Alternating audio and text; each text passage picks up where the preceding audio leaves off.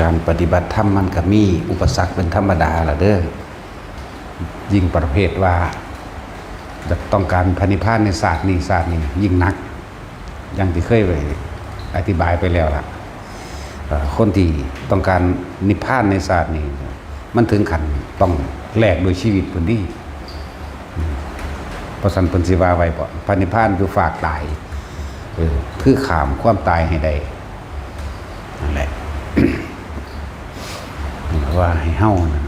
ฝึกหัดคำว่าปล่อยว่างก็คือลืมคิดถึงนั่นแหละ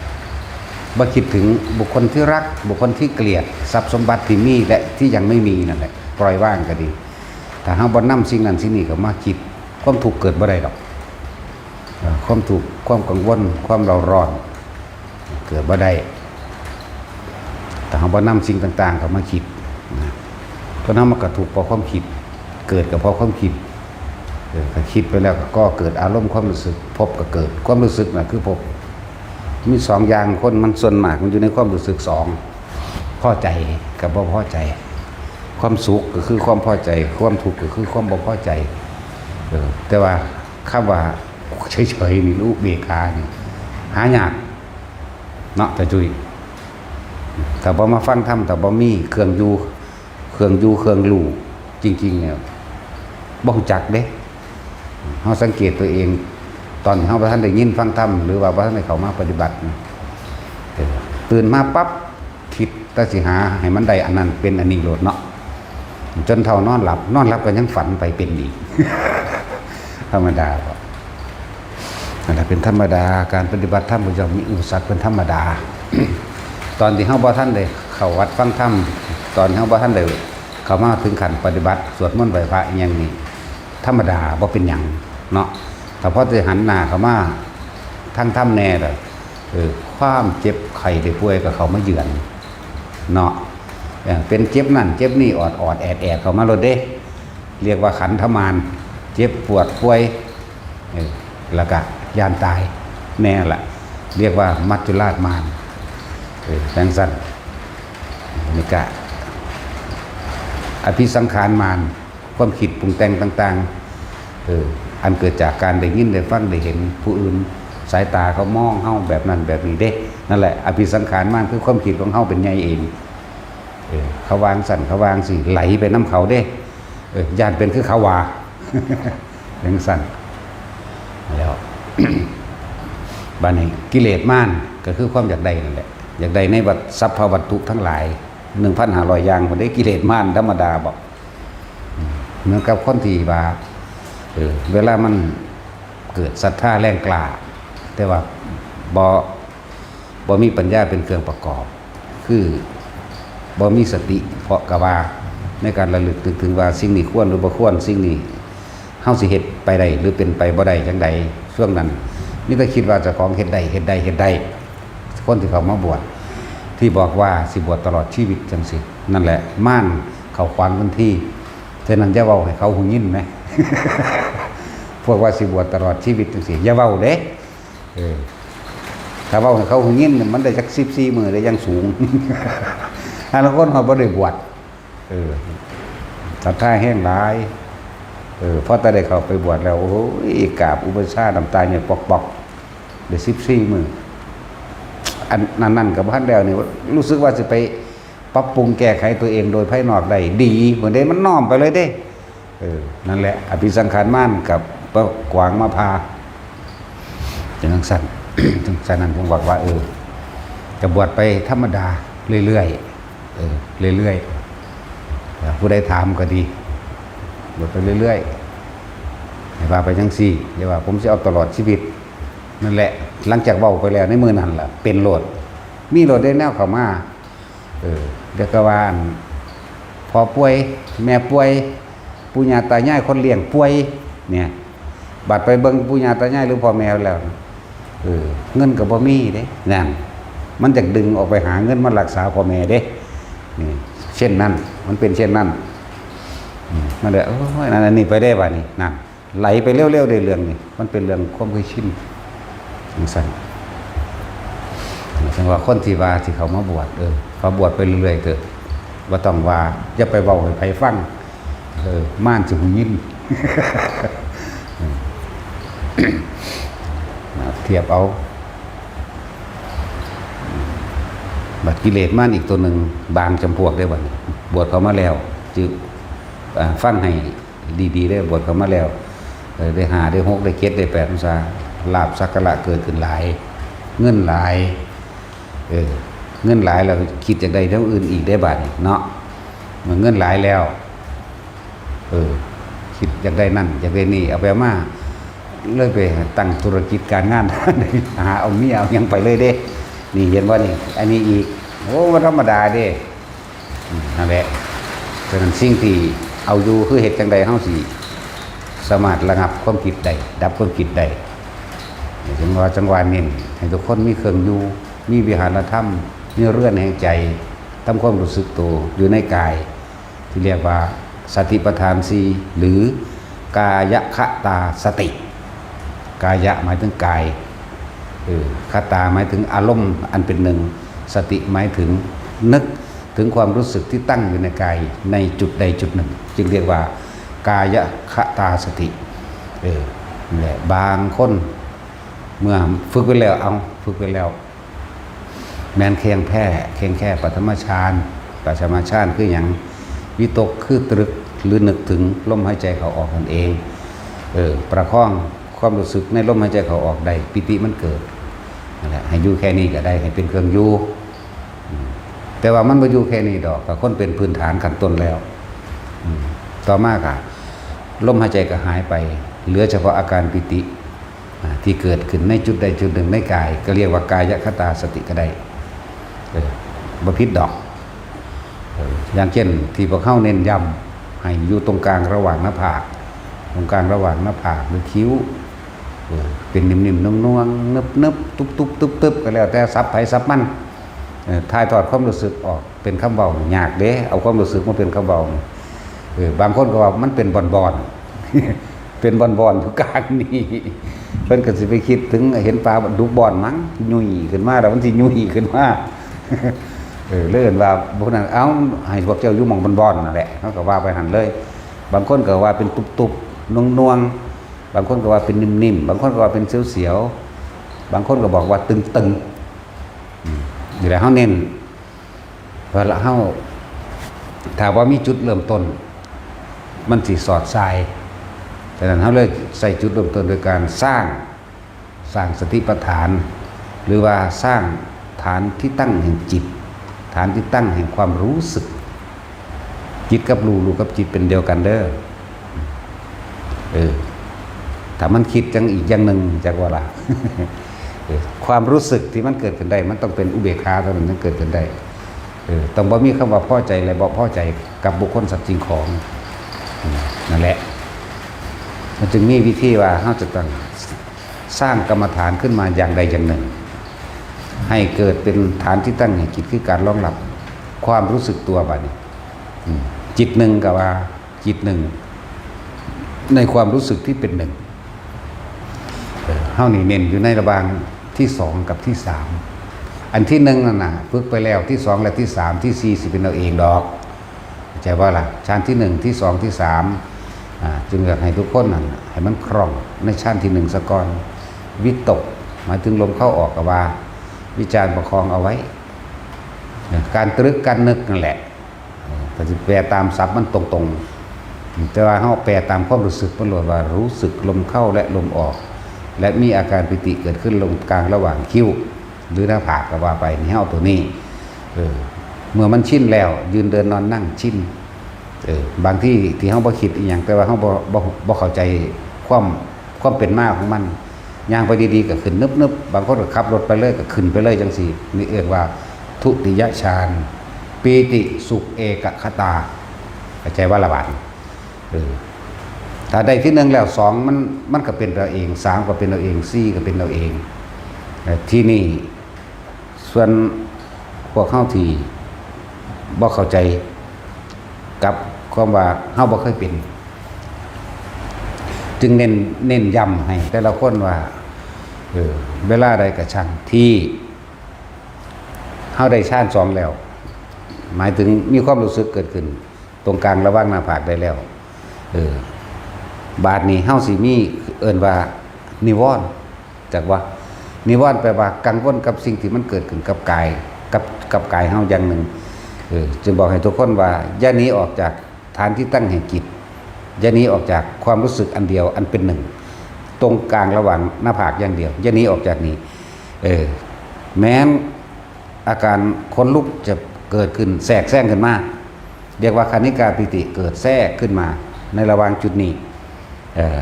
บ่ต้องไปสนใจถ้าสนใจเอิ้นว่าวิกิกิจฉาสงสัยบ่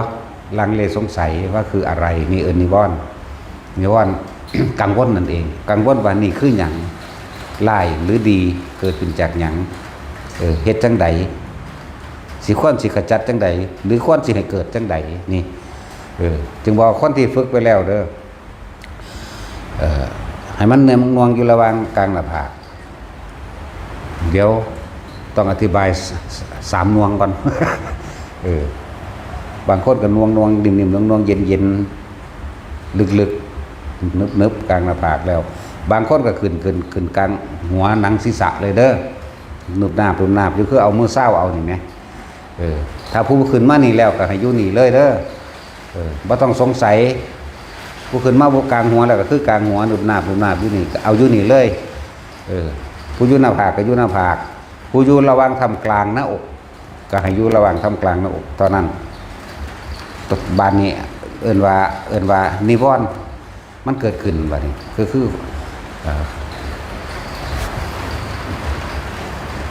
บางคนฟังไปแล้วมันเคยเกิดอยู่หน้าผากอยู่แต่ว่ามันเคลื่อนขึ้นไปบนหัวมั่งลงระหว่างทำกลางอกมั่งแต่ว่าฟังหลวงพ่อไปแล้วอยากให้มันเป็นคือกันหมายถึงว่าอยากให้เอากูคือบ่เป็นคือหลวงพ่อว่ากูคือเป็นอยู่นี่เรียกว่ากามฉันทะมีความพอใจในความรู้สึกที่จะให้เกิดตรงนี้ฟังดีๆเด้อมีความรู้สึกว่ามันไม่ตรงกับสิ่งที่ได้ยินได้ฟังมาจากบ่นี่อยากให้มันเกิดตรงนี้เด้เลยใส่ความคิดอยากให้มันมานี่เฮ็ดจังได๋น้อสิให้มันมานี่ได้เห็นบ่ซึ่งบอกว่าทุกคนถ้ามันเป็นถ้าผู้อยู่หัวแล้วก็อยู่เลยถ้าผู้อยู่หน้าผากก็อยู่แต่ผู้อยู่หน้าระหว่างทำกลางอกก็อยู่ไม่ต้องเอาอะไรเข้ามาเพิ่มเติมและไม่ต้องเอาอะไรออกไม่ต้องนำเข้าบ่ต้องเอาออกเข้าใจบ่เพียงแค่ทำความรู้สึกอยู่แค่จุดเดียวจุดเดียวนี่คือหน้าผากกระช่างกลางหัวก็ตามหน้าอกก็ช่างบางคนมันไหลถึง3จุดเลยเห็นจักบ่แต่ว่าไม่ต้องสงสัยแค่รู้สึกตัวมันเป็นความรู้สึกที่อยู่ในกายจึงเรียกว่ากายคตาสติคือระลึกนึกถึงหรือรู้สึกนั่นแหละรู้สึกบางคนที่อยู่ในระหว่างในโพรงจมูกเลยรู้สึกว่าเป็นแค่ลมออกอยู่ในโพรงจมูกนี่นึงเด้บางคนก็อยู่นี่บางคนก็อยู่ระหว่างทำกลางหน้าผากบางคนก็อยู่หัวบางคนก็อยู่หน้าอกเลยไหลไปในฐานทั้ง4หรือแม้กระทั่งว่าลงไปตรงท้องอยากว่าล่ะ1 2 3บางคนเข้ากลางสมองเอา4 5ทำกลางระหว่างหน้าอก6เหนือสะดือ7ท้องน้อยเลยเอา7ฐานซะไปแต่แม้มันสิ7ฐานก็สร้างสิ่งที่พึงระลึกไว้เสมอคืออย่าหนีออกจากความรู้สึกในกายเข้าใจบ่บาดนี่ว่าแต่มันอยู่ในกายความรู้สึกอันนี้นิ่มๆนวลๆเป็นความรู้สึกอันเกิดจากจิตสงบแล้วจิตร่วมแล้วเด้จิตร่วมคือบ่คิดเด้เข้าใจคำว่าจิตร่วมบ่คือบ่คิดมันอยู่จุดเดียวเด้มันจึงเอิ้นว่าร่วมบ่คิดนั่นแหละมันก็เลยที่เอิ้นอีกอย่างนึงว่าอุปจารสมาธิหรือนิวรณ์เกิดขึ้นจากว่าอุปะนี่แปลว่าสิ่งที่อุบัติขึ้นในท่ามกลางระหว่างความสงบในท่ามกลางระหว่างความสงบเกิดขึ้นแล้วจากวันนี้ที่ว่าบางครั้งคุตกาปิติก็เกิดแทรกคืออาการขนลุกบ่แม่นตาขนลุกตัวโตบางที่ก็ขนลุกเฉพาะไทยถ้อยหรือนี่เฮานี่เองก็มีทั้งล้างขึ้นมาบางที่มันก็เลยความรู้สึกของที่หน้าผากก็ได้เอาบัดนี้ให้ไปเทียบเอาเองเด้อสิเน้นย้ำแต่ว่าเฉพาะสิเน้นย้ำว่า เอาเป็นตัวอย่างนะอย่างหนึ่งว่าเฉพาะจุดกลางระหว่างหน้าผากบางที่คนลุกวืดขึ้นบัดโตหุ่นตะตีนหมดละวืดขึ้นแต่ว่าบ่ต้องสงสัยหยังสงสัยเอิ้นว่านิวรณ์ก็ว่าเอิ้นว่าอุปาจาระก็ว่าเด้อบัดนี้ยังไงก็ช่างมันก็เป็นแค่ความรู้สึกอยู่ในกายเหมือนเดิมเข้าใจว่านี่นี่คือความรู้สึกอยู่ในกายบัดนี้ที่เทียบว่าความรู้สึกบ่อยู่ในกายเป็นจังไดพูดไปรักคนนั้นไปเกลียดคนนี้กังวลกับผู้นั้นห่วงผู้นี้สร้างมั่งอาฆาตมั่งเหมือนว่านี่เป็นเรียกว่าความรู้สึกอยู่นอกกายพบเกิดแต่ถ้าความรู้สึกอยู่ในกายนี่พบไม่เกิดเห็นบ่ล่ะถึงแม้ว่าจะเกิดก็เป็นรูปประพบเพราะว่ามันอยู่ในเขาว่าฌานจิตตั้งมั่นในความเป็นหนึ่งนะครับว่านี่อันนี้เว้ากันพวกนักคิดซื่อๆดอกเอาเด้อขุทกายปิติเกิดแทรกซ้อนวืดคนลุกเครื่องตัวกระสร้างลุกน้ำมันไทยถ้อยกับงอนกับตามให้เฮาว่าเป็นแค่ความรู้สึกอันหนึ่งซื่อมันเกิดขึ้นแล้วมันก็ดับไปเด้แต่ว่าตัวนี้ให้เป็นตัวยืนยันรับประกันตัวเองว่าจิตเฮายังตั้งมั่นเหมือนเดิมอยู่ในฐานที่ตั้งแห่งจิตเหมือนเดิมฟังให้เข้าใจเด้อฟังให้ละเอียดดีๆเด้อเหมือนเดิมนี่คือว่าปิติแทรกหนึ่งคือขุทกายปิติแทรกขึ้นแล้วคำว่านิวรณ์หรือคำว่าอุปจาระก็คืออันเดียวกันนั่นแหละแปลว่ากังวลนิวรณ์กังวลในเรื่องต่างๆสงสัยกับกังวลเหมือนบ่เมื่อสงสัยแล้วจังเช่นว่ากูคือบ่เป็นคือเขาก็เสื่องซึมน้อยใจเหมือนบ่บางที่มีความบ่พอใจหรือว่าปฏิฆะเห็นบ่สั้นๆแหละปฏิฆะบางที่ก็ถ้ามาได้คือเขาฟุ้งซ่านรำคาญหงุดหงิดเห็นบ่ล่ะกามฉันทะถีนมิทธะวิจิกิจฉาอย่างสิปฏิฆะเห็นบ่ล่ะสื่อภาษาบาลีมันบ่เบาดอกมันเพราะฉะนั้นนี่ก็ได้ซื่อๆแต่แปลยังให้คักปานนั้นเนาะแต่ก็แปลคือเก่าแหละมันสั้นแหละบานี้ไอ้ขุทกายปิติอธิบายไปแล้วแม่นเฮาตั้งมั่นอยู่ในนี่เด้อความรู้สึกนี่คนลุกแทรกซ้อนก็ช่างให้รู้ว่าแค่คนลุกรู้ได้บ่คิดได้แต่ว่าเป็นความรู้สึกขึ้นมาเลยแหมต่อมาบางคนที่อยู่แบบนี้แล้วนี่บางทีมันก็โยกว่าโยกหน้าโยกหลังโยกนิ่มๆดอกบ่ได้โยกแห้งดอกโยกนิ่มๆนี่เฮ็ดหาให้เบิ่งอยู่นี่จักเบิ่ง แสดงประกอบพร้อมเด้แต่เฮาใส่ความรู้สึกหยุดมันได้มันก็จังซี่ได้บัดนี้นั่นแหละก็บ่ต้องสงสัยหยังมันเหมือนกันกับปิติแรกแทรกซ้อนบางทีก็โยกก็แค่นั้นก็รู้ว่าโยกคืออยู่ในกายเหมือนเดิมต่อมาเนื้อกระตุกตามขากระชังกระตุกตามขาตามแขนหรือตามหน้าอกหรือตามหลังก็เป็นเด้เนื้อกระตุกทั้งในเด้ดึกเคยเป็นวะผู้ใดเคยเป็นแน่ก็บ่ต้องไปสงสัยก็บ่ต้องไปไม่ต้องหาวิธีขจัดมันออกจากบ่แล้วก็บ่ต้องไปหาวิธีนำเข้าไม่ต้องเอาเข้าไม่ต้องเอาออกแค่รู้สึกสั้นป่านนี้ บางที่มันก็เกิดคล้ายๆกับกายลอยขึ้นเนาะคล้ายๆกับกายลอยขึ้นหรือลอยขึ้นจริงๆกระชังลอยจริงกระชามจงมากมันตกใจก่อนดอกมันบ่ลอยมันเลยเศร้าลอยก็มีเด้ถ้าบ่ดื้อบ่มึนใส่มันนี่หลีมันบ่ลอยเป็นปกติให้ได้เด้ต้องฝึกเอาคักๆพุ่นน่ะเรื่องลอยน่ะหายากก็บ่ต้องไปใส่หยังกับมันเพราะว่ามันเป็นอุพงคาปิติเรียกว่าเหมือนกับกายลอยขึ้นหรือลอยขึ้นจริงๆส่วนมากตกใจก่อนเบิดนั่นแหละตัวเฮาเอง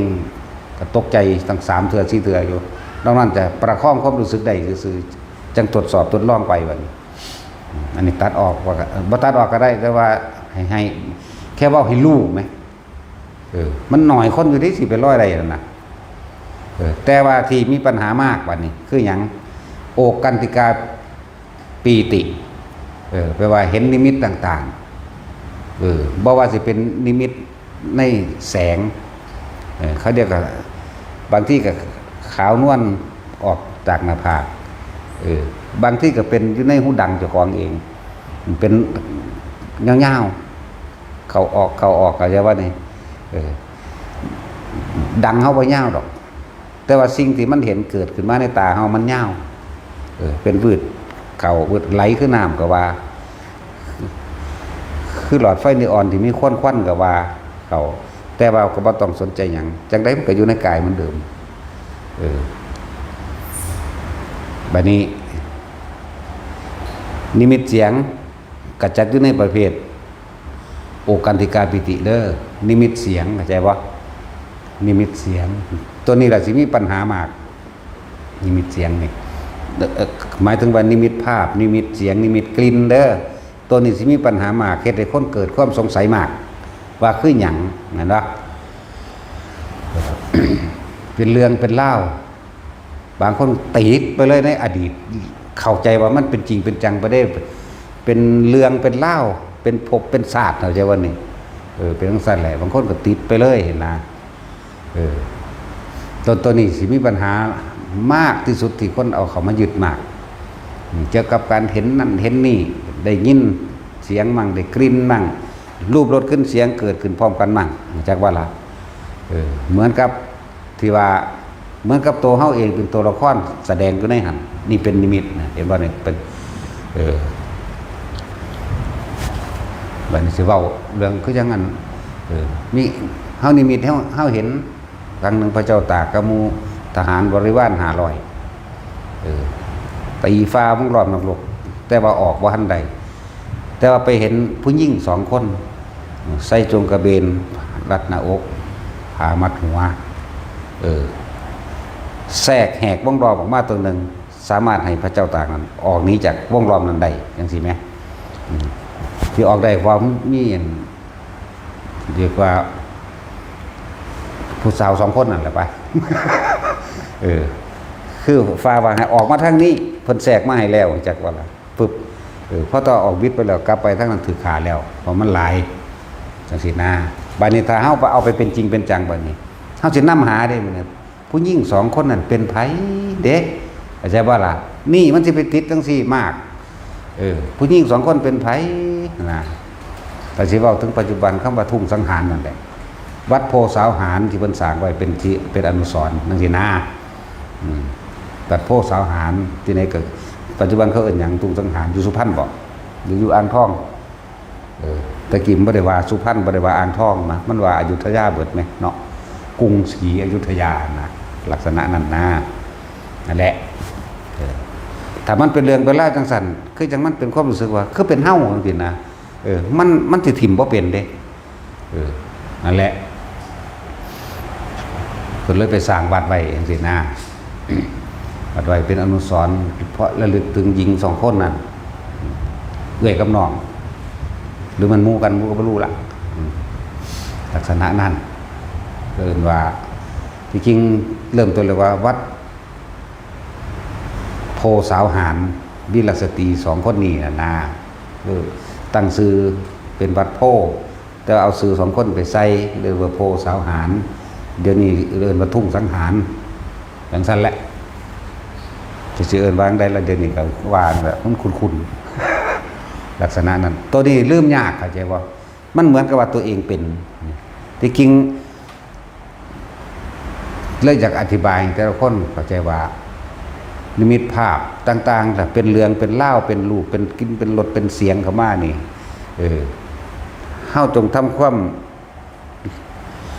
มรู้สึกอยู่หม่องเดิมนี่แหละเข้าใจบ่นี่แม้นมันสิเห็นหยังก็ช่างอย่าออกจากความรู้สึกในกายอันนี้อย่าออกจากกายคตาสติหมายถึงว่าสติยังระลึกถึงความรู้สึกอยู่ในกายอย่าออกไปกับเรื่องเล่าที่เห็นพอนึกออกบ่แต่ละคนเด้อที่ถามไปแล้วว่าปานนั้นดอกบ่คือสิบ่มีผู้ใดเห็นปานนั้นดอกแต่ว่าบอกไว้มันมีอยู่พระถูดงถูปลาในดงมันมีอยู่ถูไปก่อนมันสิถูเองดอกดงนั้น ถูไปก่อนถูไถไปซะก่อน เดี๋ยวมันสะอาดเอง เมื่อถูไถสะอาดดีแล้วมันเป็นทุดงดอกเลยเป็นแค่ขอบัตรปฏิบัติซื่อๆอย่างว่าละถูไปก่อนหรือนิมิตอีกอย่างหนึ่งคือเป็นคือแสงสว่างลูกแก้วใหญ่เท่ากับปั่นแต่มีประเภทอันรับตามันสิลุกขึ้นย่างรับตานํเลยเด้จากบ้านนี่มันสิลุกขึ้นแล้วย่างรับตาไปนํเลยไปนํเอาแสงพระธรรมนั่นแหละ มีเด้เอาก็เป็นแต่ว่าเฮาบ่ได้ลุกย่างนํซื่อเบิ่งซื่อนี่คือแสงแห่งธรรมสั่นแสงพระธรรมเขาว่าบางทีก็เป็นสีเหลืองบางทีก็ขาวใสประกายพึกเด้นำเอาล่ะพวกมันนำเอาบางทีเฮาก็ได้ไปกระซากไว้อยู่มันบ่แม่นว่าตื่นขึ้นมาเดี๋ยวนี้เลย จะงงสงหลงเสียงเหลงขึ้นมาบัดฮะผมเป็นเท่านั้นบ่ซั่นว่านั่นแหละมันจังซั่นบางพวกขึ้นกกใหม่มันขึ้นไปได้จังไดกกย่างมันเป็นตะเงิดคือยังไงเด้โอ้กูเงิดหลายบัดลงบ่เป็น แต่ก็บ่ตกไปข้างยังยุ่งงามมันนั้นแต่อยากงัวคือยังไงเด้เมื่อเอาเองล่ะเฮาบ่ได้นำเมื่อเอาเองยินแต่เสียงซอยผมแน่ซอยผมแน่นั่นน่ะหาน้ำพื้นไปแล้วบัดย่างไปใกล้ๆต้นมันจังแงนขึ้นโอ้ยมึงขึ้นไปได้จังได๋จังง่ายกันตัวบัดนี้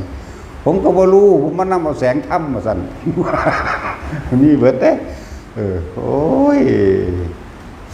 นั่นแหละเป็นประสบการณ์ในการรู้การเห็นสิ่งเหล่านี้นำบางคนยังตกเหวพุ่นแต่ใครแนวมันบ่สูง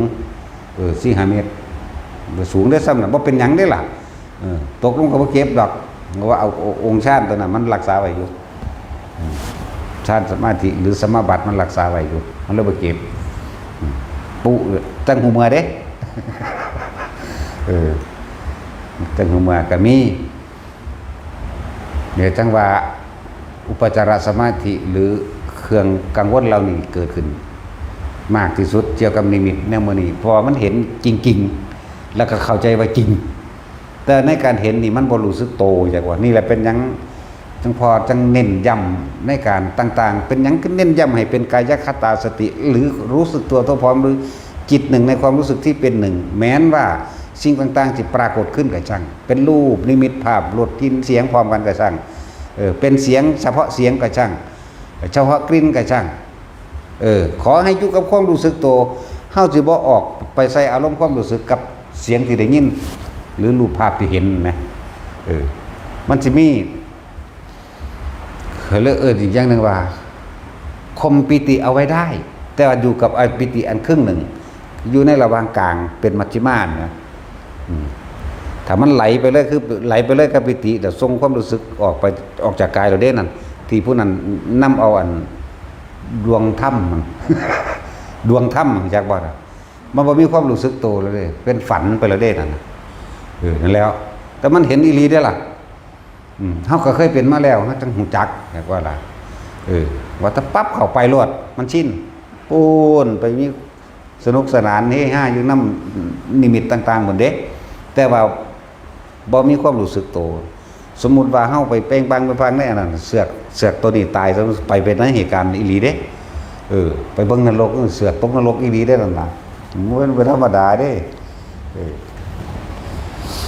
สั้นแหละไปอยู่ในระหว่างทำกลางตกอีหลีนั่นนะตัวนี้ตายและจึงบอกว่าทุกคนพยายามทำความรู้สึกตัวให้มากก็คือว่าบ่มีหยังมากให้ทุกคนนั่นมั่นใจในความรู้สึกตัวเดียวนี่โลดผู้ใดรู้สึกอยู่กลางหัวก็อยู่ผู้ใดรู้สึกในระหว่างหน้าผากก็อยู่ใครรู้สึกในอกก็อยู่ใครรู้สึกในท้องก็อยู่ถ้ามันอยู่ไปแล้วนั่นบ่ต้องบังคับให้มันไปหันไปนี่แต่ว่าเฮามีความรู้สึกไปกับมันสำหรับคนที่เคลื่อนมันมีอยู่ดอกสำหรับคนที่มีความรู้สึกเคลื่อนบางคนที่อยู่ในโพรงจมูกก่อนแล้วบางที่ก็เคลื่อนมานี่บางที่ก็ลุ่มลึกเข้าไปเลยเด้ลึกเข้าไปในกลางสมองเลยก็มีบางคนขึ้นหัวก่อนจึงลุ่มลึกเข้ามาในกลางหัวสมองแม้กระทั่งการเห็นเพดานกะโหลกเพดานหัวกะโหลกของเอง อันแจ้งมันบ่เป็นหลอดไฟเด้แต่ว่ามันเห็นเข้าใจบ่นี่มันบ่เป็นหลอดไฟแบบนี้แต่ว่ามันเห็นโลดเนี่ยคือจังเฮาเห็นหลังคาดิเป็นบุบหันบิบนี่มันมีเบิดนั่นแหละขาวๆ บางคนก็ลุบลงมานี่ก็ให้รู้สึกลงมาระหว่างทำกลางอกระหว่างทางการน้ำสะดือท้องน้อยก็อยู่นี่ถ้ามันมาอยู่ระหว่างคมๆอยู่ในระหว่างกบเกลือนสะดือเลยก็ให้รู้สึกอยู่ในนี่ยังกระช่างว่าจะออกอย่าออกจากความรู้สึกในกายจึงเรียกว่ากายคตาสติกายกับกายนั่นแหละคตาก็หมายถึงอารมณ์เดียวเอกคตาจิตนั่นแหละสติหมายถึงนึกระลึกรู้สึกอยู่ในกายในกายมันก็มีเวทนามีจิตอยู่ในหันอยู่แล้วถ้ามันเป็นเอกคตาสติแล้วก็เอิ้นว่ากายเวทนาจิตจิตเวทนากายจริงทั้งหลายทั้งปวงบัดคำว่าถ้ำคือหยังถ้ำคือหยังถ้ำแปลว่าสิ่งทั้งหลายทั้งปวงนั่นแหละเบิดแหละบ่ว่าคนบ่ว่าต้นไม้บ่ว่าลมบ่ว่าฝนปัจจุบันนี้นี่แหละที่นั่นคือเน้นให้ทำสมาธิลืมตาเน้นทรงฌานหรือสมาธิลืมตาเข้าสิเข้าใจคำว่าสักแต่ว่าเห็นแต่เฮาฝึกเป็นแล้วคือเฮาเห็นกันทีเดียวนี่แหละเห็นทุกคนอยู่นี่แต่ว่าเฮาบ่คิดน้ำไผจักคนนะถ้าสาวันคิดสิเป็นแบบนี้มันเน้นนะโมนั่นหลับเห็นบ่ถ้ามันคิดสิเงางอกนั่นบ่มันคิดพระผู้นั้นตู้สุอยู่แต่มันคิดเด้เลี้ยวไปทางนั้นเน้นพวกนั้นนอนอากลากอยู่นี่นั่นคิดจักว่าล่ะเป็นจังซั่นแต่ถ้าเฮามีความรู้สึกอยู่นี่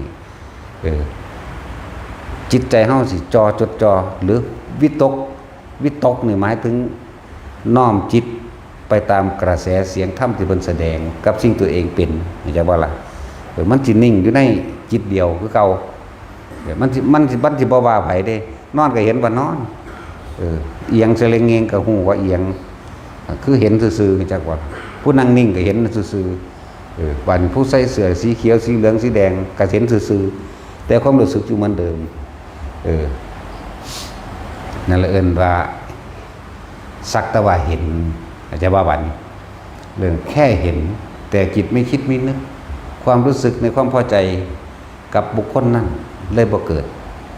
พอใจหรือไม่พอใจบ่เกิดเด้แต่ผู้นี้นั่งนิ่งพอใจแบบนี้ได้แม่เด้นั่นพอใจแล้วความรู้สึกนี้ออกจากกายของเราไปอยู่นำผู้อื่นแล้วพอมันคิดมันบ่ความรู้สึกไม่พอใจนี่สักแงกอยู่จังซี่เห็นบ่นี่โอ้บ่พอใจจักเอามานั่งหน้าเฮ็ดหยังนะนี่บ่พอใจความรู้สึกนี่ออกแล้วเข้าใจว่าออกจากความรู้สึกในกายอุเบกขาบ่อยู่แล้วทีนี้จักว่านี่มันแบ่งความคิดกระจายไปแล้วไปตำหนิองค์นั้นไปตำหนิองค์นี้ไปตำหนิผู้นั้นผู้นี้แล้ว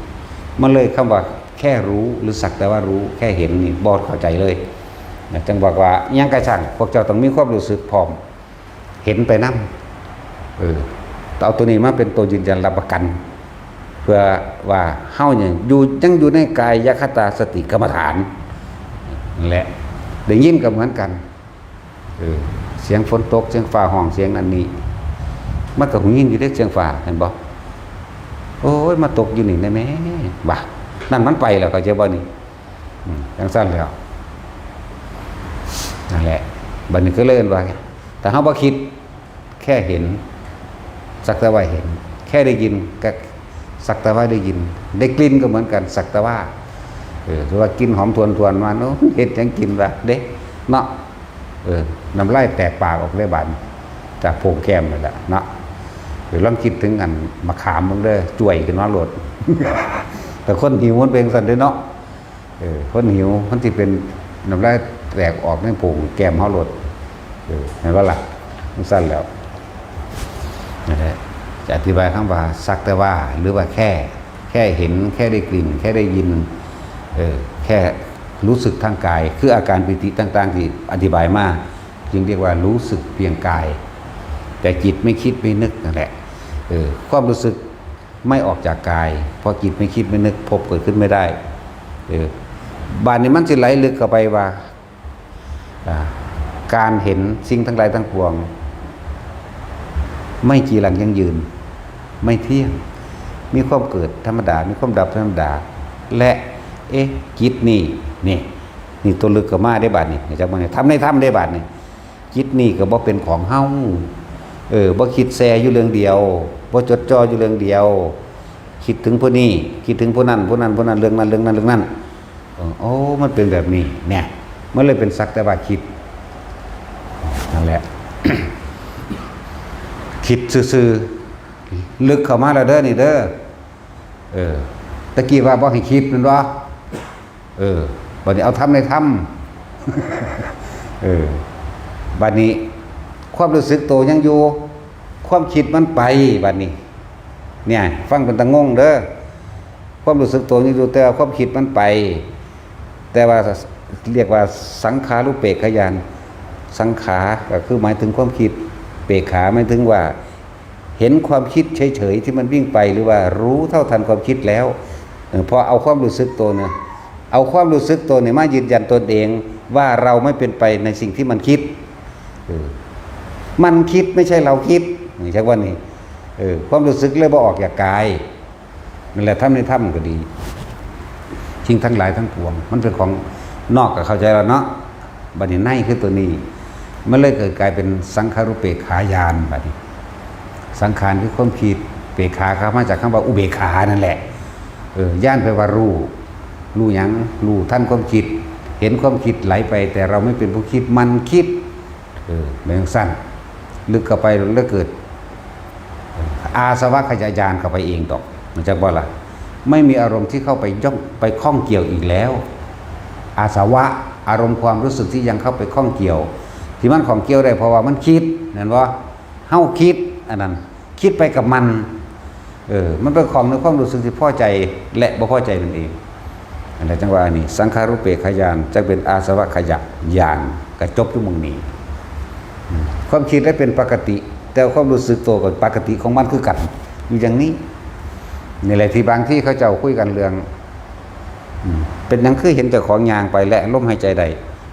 หรือเหตุนั้นเหตุนี้กายกับอยู่ส่วนกายนี่หว่าเห็นปะความคิดอยู่ส่วนความคิดผู้รู้กับอยู่ส่วนผู้รู้อย่างว่านี่เป็นตะงงบ่ล่ะนี่แหละที่ฝรั่งคนว่าคือเก่งแต่มัน3 เดือนนึงเด้ผู้รู้บ่มีตัวตนแต่ว่ามีแต่รู้เห็นว่าเฮาก็ถามได้แต่ว่ารู้ได้นานต่อเนื่องขนาดใดบางครั้งก็2 นาที3 นาที5 นาที10 นาทีนี่เขาเก่งได้นั่นน่ะถ้ามันจับเงินได้แล้วมันสิไปใส่วะนะแล้วอีกอย่างหนึ่งของคำว่าอุปจารสมาธิหรือเรียกว่ามารทั้ง5อีกอย่างหนึ่งที่มันพูดขึ้นมาบางคนไปเห็นตัวเลขเข้าใจว่าล่ะเห็นครั้งแรกแดงครึ่งบ่ถือเบิดเข้าใจว่ากิเลสมาเลยมาล่อเราได้นั่นความอยากได้อย่ารวยนั่นแหละเห็นครั้งที่2บ้าเอากันหน้าว่าได้ซื้อถูกครั้งที่3อีกซื้อถูก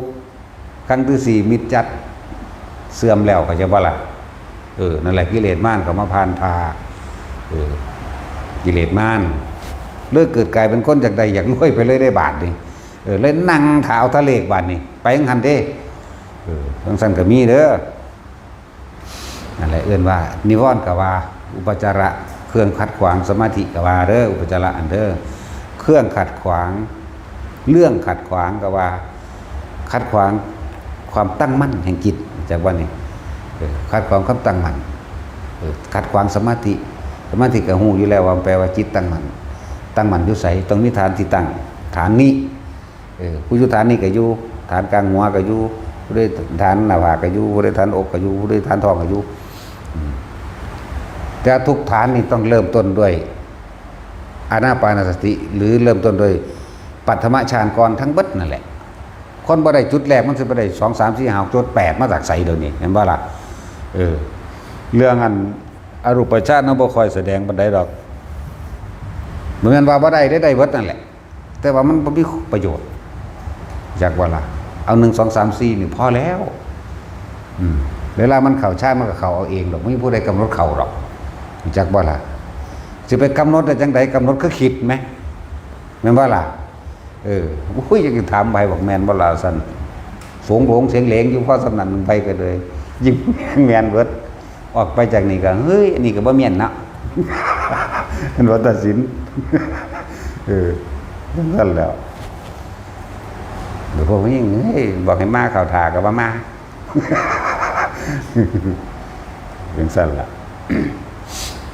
เอาแค่หนึ่งแค่สองแค่สามนี่พอแล้วแต่จุดสำคัญคือเราต้องทำให้บ่อยทำให้มากทำให้ชินเด็กชินอยู่ในความรู้สึกตัวนี่แหละเด้อความรู้สึกตัวนี้นะแม้นอาการอื่นๆสิมาพาแทรกซ้อนบ่ต้องไปขจัดมันออกแล้วก็บ่ต้องนำอีหยังมาเข้าเพื่อประหารมันเด้ให้ทำความมั่นใจตั้งมั่นเฉพาะจุดเดียวนี่เองคำว่าจุดเดียวนี่พอเฮาเริ่มต้นจุดนี้เด้อนอกนั้นมันเคลื่อนไปเองก็รู้สึกตัวผู้ใดบ่เข้าใจก็ฟังซ้ำๆเข้าใจบางทีมันมาจังซี่อีหลีแม่นบ่ล่ะนั่นแหละสำหรับผู้เคลื่อนมันเคลื่อนไปเองของมันดอกเฮาบ่ได้เป็นผู้เคลื่อนมันเฮามีหน้าที่รู้สึกตัวว่าบ่เอาความรู้สึกออกจากกายบางคนก็อยู่ในลมเลยบางคนก็อยู่ในนี่บางคนก็อยู่กลางหัวบางคนก็อยู่หน้าอกบางคนก็อยู่ท้องนั่นแหละเอาจุดใหญ่ๆไว้แต่ว่าบ่แม่นว่าจะให้เหมือนกันทั้งหมดบ่ได้ตายตัวเด้อการทำมาบ่ได้ตายตัวเด้อมันบรรลุได้แบบใดก็เอาแมงหลดนะเนาะ มันตั้งมันได้แบบใดก็ตั้งมันเอาโลดมันบ่แม่นหลักตายตัวเด้สิว่าเรื่องหลักการมัน40อย่างบ่ได้กรรมฐานนั่นแม่นบ่ล่ะโดยอานาปานสติเขาเจ้ารูปแบบอานาปานสติ16ว่าซั่นจักบ่น่ะจังซั่นแล้วเฮาหลักเอาโลดผู้ใดรู้ลมหายใจได้หรือจับอยู่หน้าลมได้คนเฮาก่อนสิตายกลับมาล้มเบิดนั่นแหละจักบ่อยู่ในลมนั่นแหละมีชีวิตอยู่ก็มีเพราะว่ามีลมหายใจเบิดชีวิตเสียชีวิตก็เพราะว่าเบิดลมหายใจได้ล่ะแม่นบ่ล่ะแต่ว่าให้มีเครื่องอยู่ในระหว่างก่อนที่สิตายนี่จนชินแล้วก็บ่คิดบ่นึกเป็นคนบ่ประสาทเป็นคนบ่เรื่องมากเป็นคนบ่คิดมากเรื่องอีหยังเกินช่างมันเถาะสร้างแมงดอกแล้วก็แล้วตัวเนาะผู้ใดก็ตายแมงเบิดน่ะแน่ปัญญาอันแล้วแต่มันสิคมไผได้แล้วแต่เด้อันนี้เด้อคำว่าแล้วเพราะว่าปัญญาก็คือเห็นตามความเป็นจริงก็แค่นั้นแหละก็แค่มีไปตายนั่นแหละสูเนาะจังซี่นะนี่มันเป็นเรื่องคมเจ้าของแต่กลับมาอยู่หาเครื่องอยู่ของเจ้าของเองเห็นมันชินบาดสิตายนั่นน่ะมันก็เป็นของมันเอาเองดอกเพราะว่าเฮาชินแล้วหมายถึงเฮาเป็นคนบ่คิดมากบ่เรื่องมากมันร่วมเข้ามาสู่ลมหายใจดับปุ๊บบางคนก็ได้อรหันต์ตอนตายบางคนก็ได้ก่อนตายซะด้วยซ้ำใช่ป่ะนี่อย่างนั่นก็อนาคามีคนตายในลมส่วนคำว่าต้องด้วยปัญญาอนิจจังทุกขังอนัตตามันเห็นพอแห้งแล้วล่ะเห็นบ่แม่นตาเห็น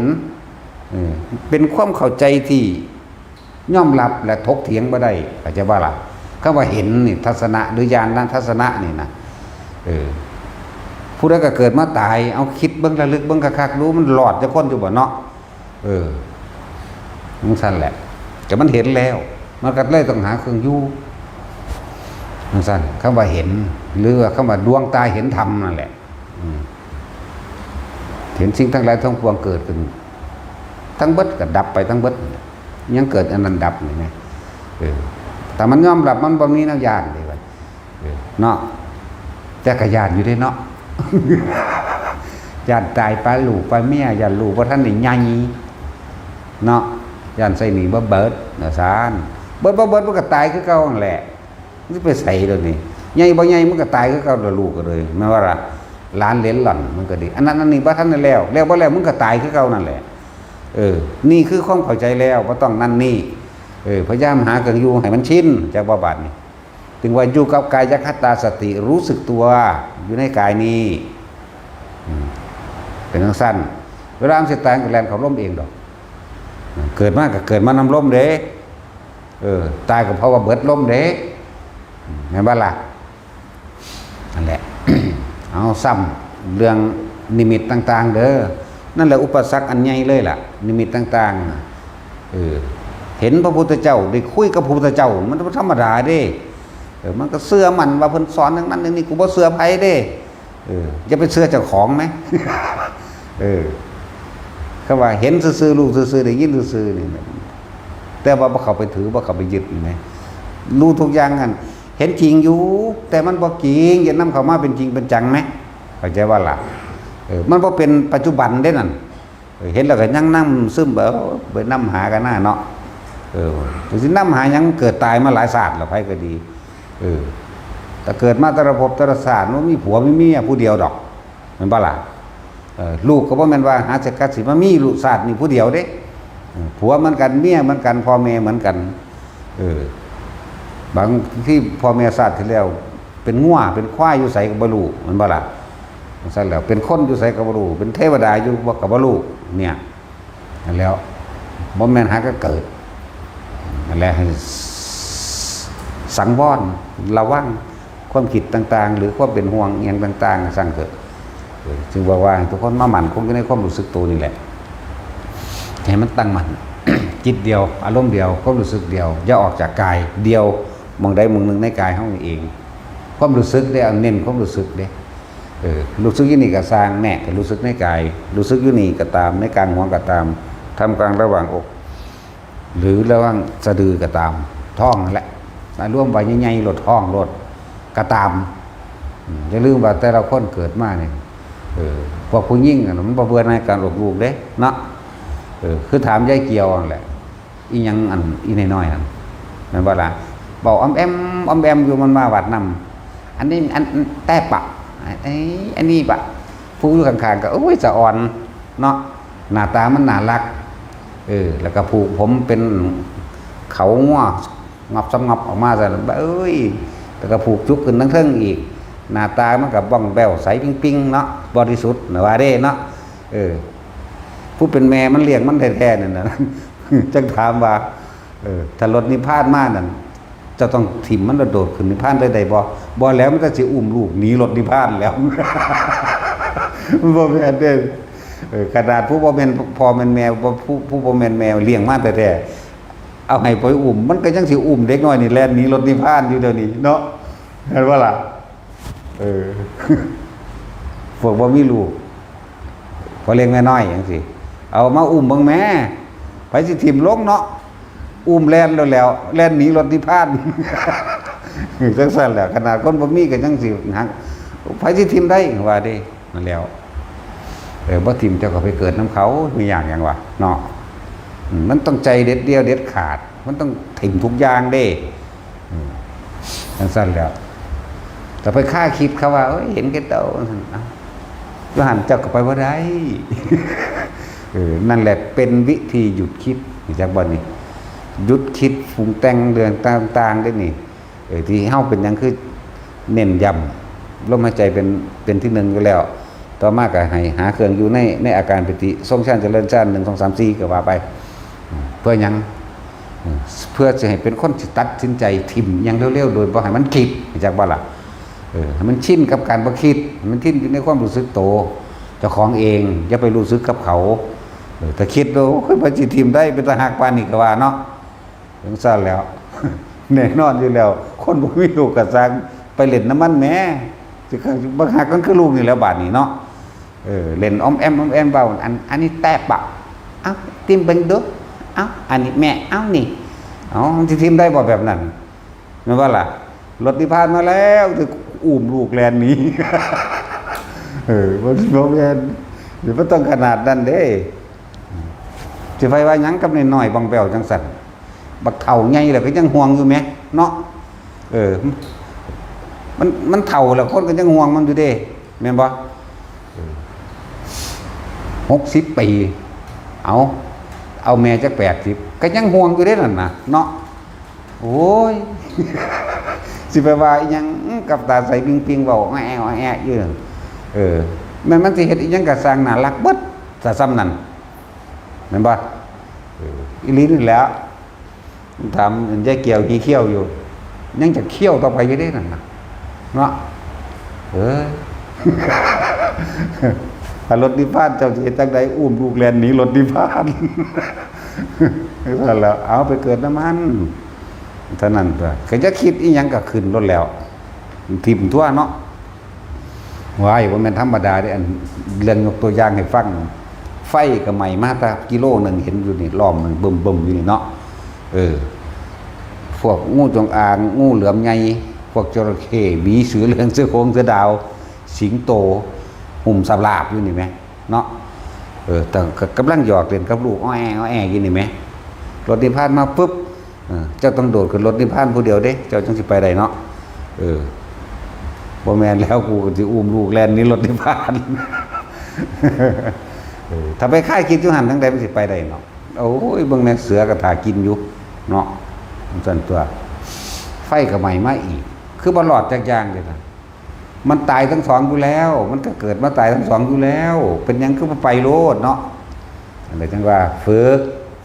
ไปเป็นคนบ่คิดมากฝึกไปเรื่อยๆล่ะบ่คิดพ่อบ่บาดสุดท้ายเจ้าสิฮักเขาบันไดก็สร้างเจ้าก็ตายคือเก่าแม่นเนาะซึ่งความเป็นจริงมันบ่เป็นดอกอันที่เว้ายกตัวอย่างมานั่นน่ะเพียงแต่ว่าเว้าทดสอบใจซื่อความเป็นจริงน่ะเวลาสิตายมาเจ้าสิฮักผู้นั้นเพียงใดก็ช่างลูกเจ้าสิอ้อแอปานใดก็ช่างเจ้าก็ตายคือเก่าแหละนั่นถึงบอกว่าฝึกเฮาใส่ลมหายใจเป็นกุศโลบายหลอกลวงความคิดบ่ให้คิดมากบ่ให้คิดถึงคุณถึงพี่จนเกิดว่าเป็นจิตร่วมคำว่าจิตร่วมคือบ่ไปคิดเดี๋ยวว่าคำว่าจิตร่วมนี่คือบ่คิดถึงบุคคลสัตว์สิ่งของอันอื่นเมื่อมันร่วมแล้วมันเลยเกิดอาการปิติขึ้นแล้วอุเบกขาอุเบกขาตัวนี้อุเบกขาตัวนี้ก็คือแสดงออกทั้งความรู้สึกทั้งกายโดยเฮ้ากำหนดขึ้นตั้งไว้ตรงกลางระหว่างคิ้วหรือหน้าผากก่อนเป็นจุดแรกเป็นเครื่องหลอกบ่ให้ความคิดไปหาผู้นั้นผู้นี้นั่นแหละนี่เลื่อนว่าจิตร่วมกับว่าจิตตั้งมั่นในความรู้สึกที่เป็นหนึ่งกับว่ากายคตาสติกับว่ารู้สึกตัวพร้อมกับว่าเด้อย่าหนีออกจากจุดนี้เอาล่มเป็นเครื่องล่อความคิดเมื่อมันบ่คิดถึงอันใดอันหนึ่งแล้วมันก็เกิดกลายเป็นอุเบกขาตัวแล้วคำว่าจิตร่วมคือหลวงปู่หลวงตาพ่อแม่ครูอาจารย์เฮาว่ามานั่นน่ะเพิ่นเห็นนิมิตจังซั่นจังซี่อันนั้นแหละอุปสรรคใหญ่ยิ่งจักว่าล่ะจือไว้โลดเพิ่นที่เว้าเพิ่นแค่อุปโลกขึ้นมาเพื่อให้เกิดกำลังใจซื่อๆเด้คนที่มันหลงไปจังซั่นมันมากกว่านั้นอีกเด้หลงไปว่าจริงก็จะว่าล่ะจังซั่นแล้ว เลิกถิ่มตัวนั้นบ่เป็นเลิกเอิ้นว่านิวรณ์ก็ว่าเลิกเอิ้นอุปจาระหรืออุปสรรคในการทำความสงบก็ว่าและที่มันละบ่ได้ถิ่มบ่ได้เพราะมันเป็นเสือเข้าใจว่าจริงพร้อมแล้วก็ไปยึดพร้อมบางคนก็ไปตามหาในนิมิตนั้นจริงๆพร้อมเด้เสียเวลาเห็นบ่น่ะขนาดนั้นเด้เฮ็ดก็เห็นซื่อๆโลดนี่แหละจังว่าเป็นหยังขึ้นเน้นเรื่องสมาธิมื่นตาแล้วก็พยายามอธิบายคำว่าสมาธิแปลว่าจิตตั้งมั่นนี่บ่แม่นไปนั่งด้วยท่าไปนั่งโดยการฝึกเบื้องต้นคือเพิ่นเลยบอกว่าต้องนั่งซะก่อนต้องหลับตาก็ว่าไปบัดนี้เฮาบัดนี้พามันเป็นแล้วหลับตาก็ได้มื่นตาก็ได้แต่ว่าเอาความรู้สึกตัวเล่นเน้นการมื่นตาเสียมากกว่า ที่บอกว่าหลับตาเห็นน่ะอย่ามาคุยขนาดมื่นตาเห็นแท้ๆมันก็ยังเฮายังบ่สนใจเห็นบ่ล่ะยังบ่เชื่อเด้แต่หลับตาเห็นจะมาคุยเพราะว่ามันฝันมื่นตาเห็นแท้ๆเนาะนี่เฮาทำความรู้สึกตัวของเฮาอยู่แล้วปีนเครือใหม่ขึ้นไปดันพุ่นยันพี่ขึ้นไปพอได้ย่างได้ก็ย่างไปความรู้สึกตัวก็อยู่คือเก่าบางทีก็เห็นเขาย่างออกมาจากกกใหม่ก็เบิ่งเห็นอยู่แต่บ่คิดเนี่ยสั้นแล้วบางที่ก็เป็นแสงพุ่งขึ้นบ่ว่ากลางเว้นกลางคืนได้ทั้งนั้นเข้าใจว่าล่ะที่แสงมันออกมาน่ะบ่แม่นกลางคืนจังสิขึ้นเด้บางคนก็ว่าดาวเสด็จบ่หรือแสงเพชรบ่จังซี่แหมเป็นแสงเพชรที่พุ่งขึ้นจากดินก็มีไปตกพุ่นจังซี่ย่างไปนำก็มีเด้เฮาก็เคยย่างมาแล้วนั่งไปเบิ่งก็บ่มีเป็นพึบๆๆๆๆสักวันก็มีแต่พุ่งจู๊ดไปแล้วขวางลงคือจังสิย่างนำเอาได้นี่นะนั่นแหละทดสอบอันนั้นหลายแบบกว่านั้นเยอะสิไปว่าหยังกับผีสางบัดนี้ เออเขาเรียกว่าเสียงหัวเราะเขาอยู่ไกลๆอยู่อยู่นั่นแหละเขาเรียกว่าก้อมลูกอยู่ธรรมดาว่ะเขาเรียกว่าวากพิสูจน์ได้เขาบอกจริงๆกันนะไปเบิ้งโอ้นกขบานกเสียงห้องเป็นตะยานซ้ำนกแสกมันลึงอยู่แล้วเนาะพวกแทรกทีเดียวนั่นน่ะแจ๊ดจ๊าดเลยนะนี่เบิดแล้วหลายอย่างอยู่ดอกนี่คือทั้งหลายเรานี่เป็นเครื่องทดสอบทดลองว่าเฮาสิออกจากกายคตาสติหรือช้ำจิตตั้งมั่นในความสงบอันเป็นหนึ่งหรือจะออกจากความรู้สึกตัวบ่อะไรคำว่าสติแปลว่าจิตตั้งมั่นเลยในความสงบเขาจึงสร้างฐานมันมากทีนี้ให้ทุกคนทำมันชินเลยชินกับความรู้สึกตัวนี่แหละบาดจะตายมันเขามาหาลมเพื่อเก่าไปก็ดีผู้ใดตายในลมหายใจใดยังหน่อยก็เป็นอนาคามีหรือวะว่าต้องกลับมาเกิดอีกเด้บ่เป็นพวกผีบ้านะใครมีมาเกิดเด้บ้ายิ่งกว่านั้นอีกอรหันต์มาเกิดก็ได้สั่นโอ้ยอรหันต์แมงบ่จะมาเกิดพวกบ้าเลยบ้าแล้วเด้อนั่นมานั่นแหละ ไม่ต้องไปสนใจพวกนั้นไว้ทุกคนอย่าออกจากความรู้สึกตัวเด้อแม้นสิเห็นหยังหูหยังยินหยังกระสั่งอันที่ว่าออกไปนี่พวกอยู่ป่าเด้อมันจะเห็นพวกนี้เพราะมันอยู่ในความสงบมันอยู่ในความเงียบมันอยู่ในความสถานวังเวงวิวสถานวังเวงหลายอย่างที่เกิดขึ้นในความสถานวังเวงเด้จากวันหลายอย่างที่เกิดขึ้นบ่หาต่างๆรับตาเห็นคือเก่าต่างๆที่เกิดขึ้นแม้จะเป็นเรื่องจริงก็สร้างบ่ให้ถือว่าจริงจากว่าล่ะซื่อๆโลดพวกอันบางบทจังซั่นจังซี่มันก็มีอยู่นั่นแหละแต่เฮาบ่ได้สนใจไปบทบังกับมันดอกหันบังบทไปโลดรับแลเมื่อสิตาบ่เห็นแลไปว่ามองดูนี่จังซี่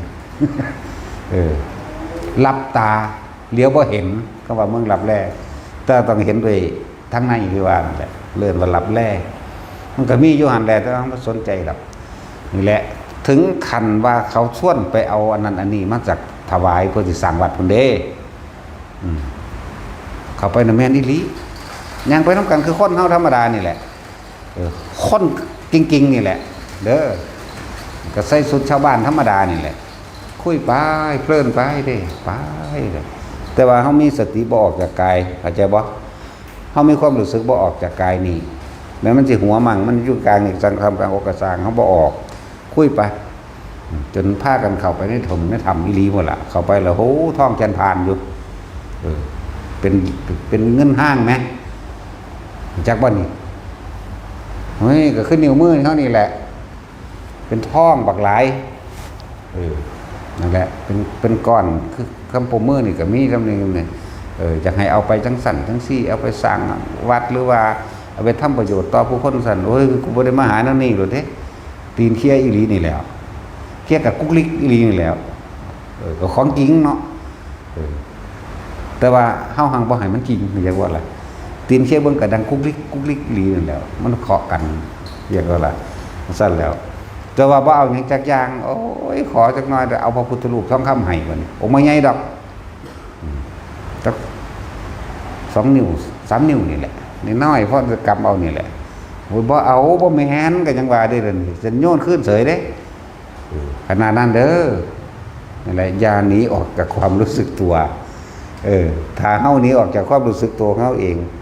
มันไปนํเขาแล้วอารมณ์จักบ่ล่ะกิ่งจังของเขาแล้วออกมาบ่ได้เขาบีบคอตายซ้ำอันนี้มีแต่เฮาสิบีบคอมันนั่นเด้เข้าใจว่าล่ะกินผีพระนี่กินผีอยู่แล้วเนาะตัดสินแต่อีหลีนั่นแล้วผู้ใดตายเขาพาไปสวดไว้เขาไปหากินตัวเนาะ